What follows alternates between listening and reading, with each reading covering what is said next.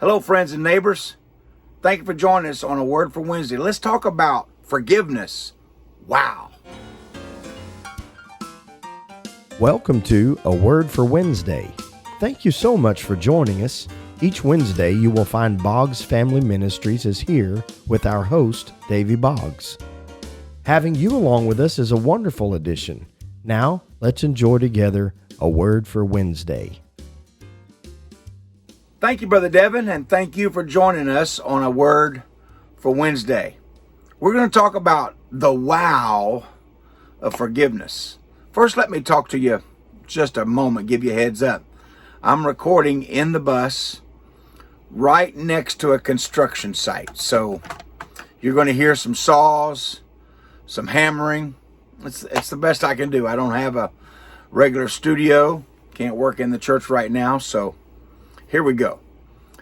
The last 2 weeks we've talked about forgiveness, the instructions for forgiveness from Christ, why we should forgive, how we should forgive, and then the conditions of forgiveness and how that forgiveness can be revoked according to Christ. And man, did I stir up some great conversation and thoughts about forgiveness. As I assumed, not everyone would agree with everything I said about forgiveness, and that's okay. That's something we've lost in our nation today, is the ability to converse back and forth in a civilized manner. Now, if I don't agree with you, I yell and scream and call you names, act like a third grader, and you do the same back, and we achieve nothing but making enemies of one another. It's wonderful to have constructive conversation back and forth with an open mind. Maybe I will learn something.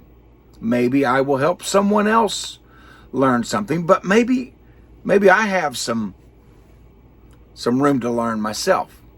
And so I appreciate all the feedback. All of it was kind. All of it was positive, even when it was disagreeing with me. And I appreciate that. God bless you for corresponding back and forth with me with kindness and even forgiveness. What I found was that some listeners, watchers here, thought that I was being way too generous with forgiveness, that a Christian didn't have to go through with all that I was talking about. Others felt like I was not being near generous enough with forgiveness, that I should be more open to forgiveness, that forgiveness should be something that's done with no conditions, forgive and forget. And I appreciate all sides, all positions of our view of forgiveness, but the responses, the varied responses and the multitude of responses really was a wow factor in my mind. Thank you for responding. One of the positions that was opposite of mine on forgiveness was that there should never be any condition to forgiveness. I gave an example like this.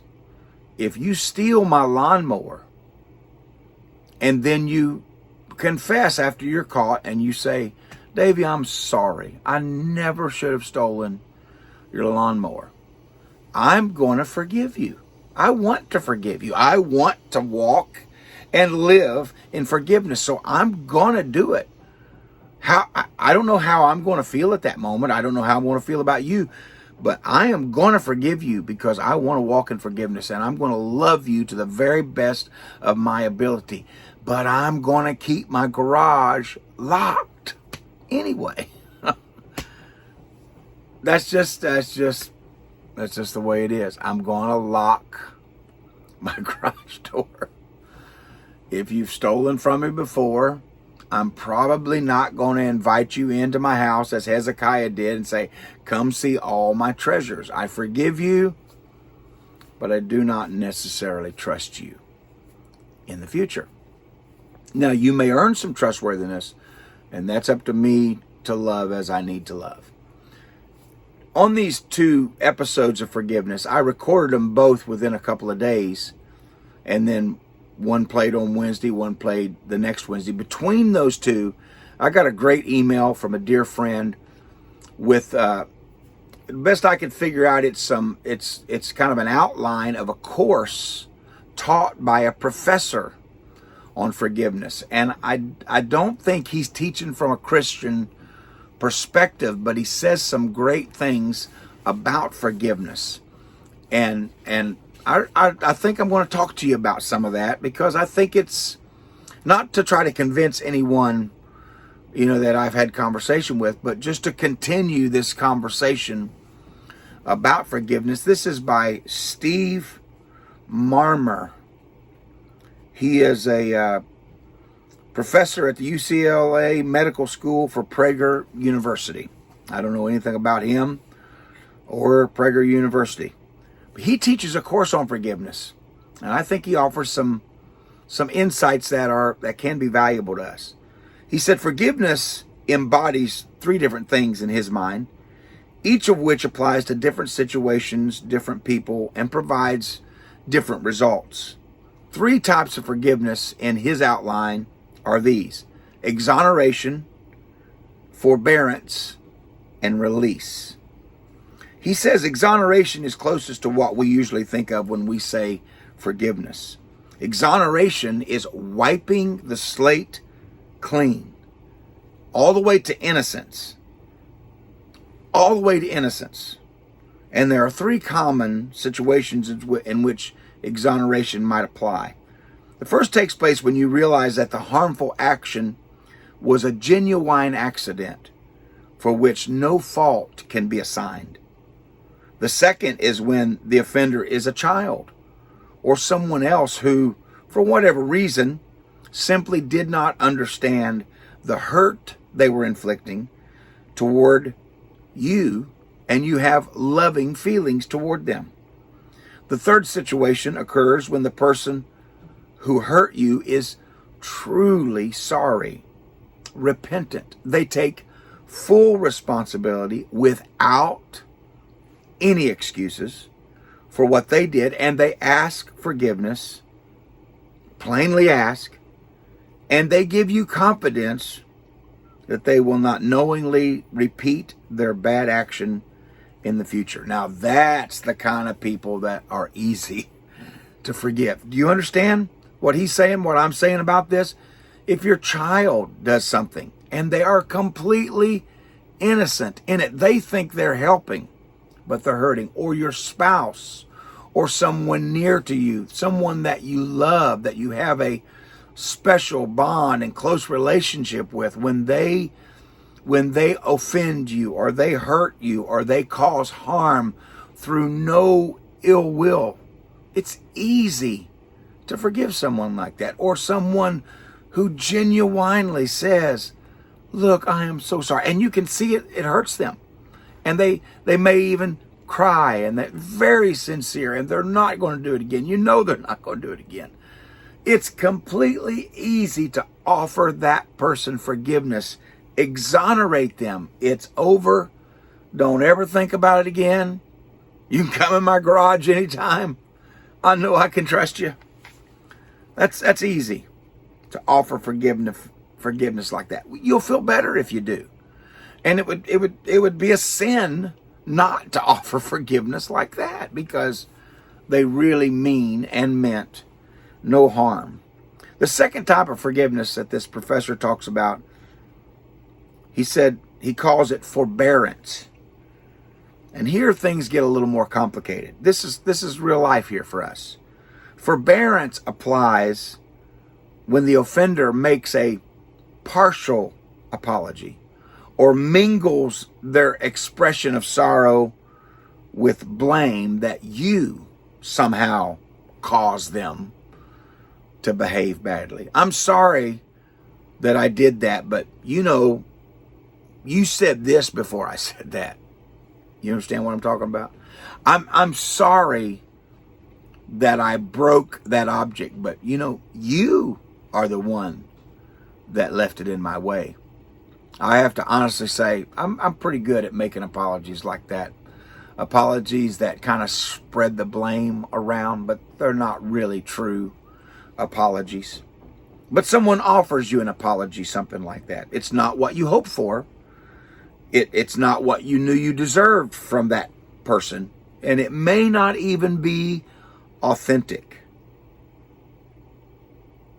But forbearance is, I choose to cease dwelling on this particular offense from this particular person. I didn't get the apology I wanted. I didn't hear it like I wanted to hear it. I don't even think it's authentic, but I'm not gonna let it eat me. I choose not to dwell on it. I may trust and verify in the future, but I am going to forbear my willingness, my inner urge to get even. I'm going to forbear. I'm not going to do it. I'm not going to try to find a way to get even.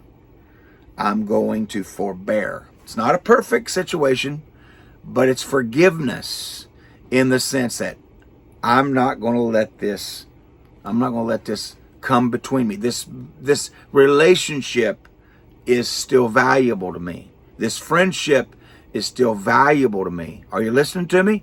I'm going to let it go. It's not that serious. Let it go, Davy. Quit dwelling on it. They didn't really harm you. It didn't feel good. What they said didn't sound good. But I value them. I treasure them. I'm going to forbear. But what do you do when the person who hurt you does not even acknowledge that they've done anything wrong, or that they might have done something wrong? Or they give an obviously insincere apology and totally incomplete apology, and they make no effort to repair the wrong whatsoever. They don't even care, it seems. There are cases like this in our lives, and these are the cases when forgiveness is most important. This professor says, I find examples of this, such as adult survivors of parental abuse, sexual abuse, business people who have been cheated by their partner with no recourse whatsoever, friends or relatives that betray one another in a way that is physically harmful or spiritually or emotionally or financially harmful, situations in life that are just unrepairable and no attempt to repair it. He says still there is a solution. He calls it release. The third type of forgiveness. Release does not exonerate the offender. Doesn't mean they don't go to jail. It doesn't mean they don't suffer consequences for their horrible offense. And it doesn't require forbearance in the sense that I will hug you and eat Thanksgiving dinner with you and go to McDonald's with you after church and have a great friendship with you. It doesn't even require you to continue that relationship. But it does ask that instead of continuing to define much of your life in terms of that hurt that was done to you, you release it. You release your bad feelings. You give them to God. He doesn't say that, I do. You give them to God. You let go of your preoccupation with it, with the negative things that go along with it, and you just let it go. I say you put it into the hands of God. Release does something that is critically important. It allows you to let go of the burden that is weighing you down and eating away at your chance of happiness. If we do not release the pain and the anger of people that have hurt us and do not care about us, if we do not release that pain and anger, if we do not get rid of that, the betrayal, if we let it eat of us, then we're allowing those people that hurt us to live rent-free in our minds. reliving forever the persecution of the original incident that harmed us. We gotta release that. We gotta let that go. They've never asked for forgiveness, Brother Davey. They've never even indicated they hurt us. And God will judge them for us, friend. If it's illegal, they may face the consequences of the justice system.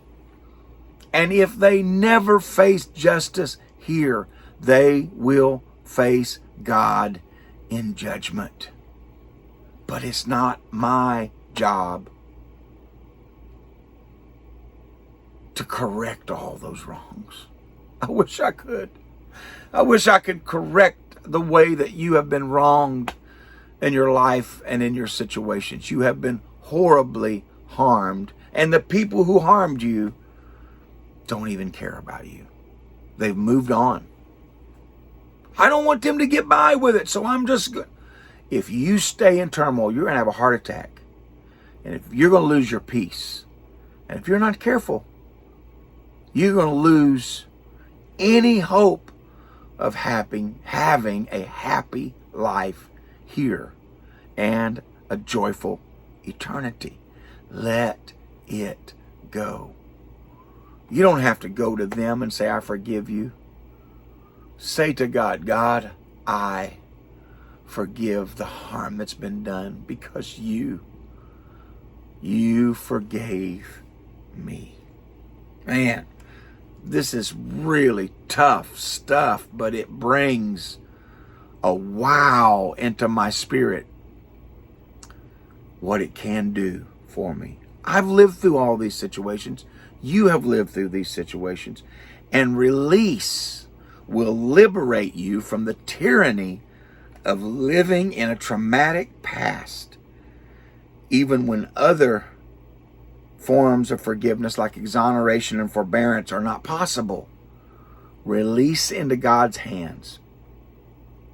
It is possible. To forgive may be divine, but when we understand its dimensions, he says we find it is within our ability to do it. I can't forgive it, Brother Davey. I cannot get over it. And I understand the pain in that. Yes, I do. But I also understand the freedom and the liberty and the grace that flooded my soul when I said to God over many situations, he will never repent. God, he will never repent. But I stopped asking God to kill him. I stopped asking God to punish him and started asking God to help him. Pray for them that despitefully use you. That's a great form of forgiveness. And I say, wow. That's our word for Wednesday. Thank you for joining us. God bless you, and I hope to see you next week. Ciao for now. That is our word for Wednesday. We are so glad that you've spent a few minutes with us today.